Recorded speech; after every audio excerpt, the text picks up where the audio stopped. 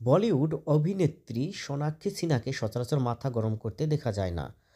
পাপারাতজিদের সঙ্গেও তার সম্পর্ক খুবই ভালো। তবে এবার মেজাজ হারালেন অভিনেত্রী। এক ফটোগ্রাফারের কাজ দেখে কড়া ভাষায় কথা বললেন অভিনেত্রী।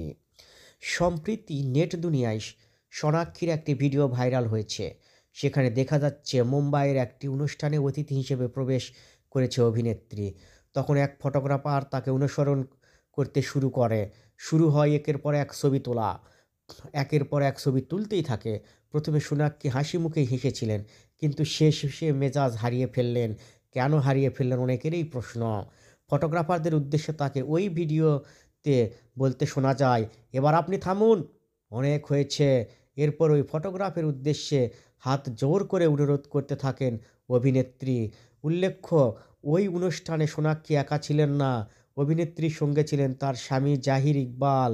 অভিনেত্রীর আচরণ দেখে ফটোগ্রাফাররা প্রত্যেকেই তার থেকে দূরে সরে যান। গত বছর জুন মাসে জাহিরের সঙ্গে বিয়ে সেরে তাদের সম্পর্কে সিলমোহর করে দেন সোনাক্ষী। তার আগে তারা প্রায় ৭ বছর সম্পর্কে জড়িয়েছিলেন। এই মধুর সম্পর্কের সময়গুলো কাটিয়েছেন। গত বছর কাকুরা ছবিতে সোনাক্ষীকে দর্শক দেখেছেন। অভিনেত্রী ঘনিষ্ঠ সূত্রের দাবি, এই মুহূর্তে নতুন সংসারে মন দিয়েছেন অভিনেত্রী।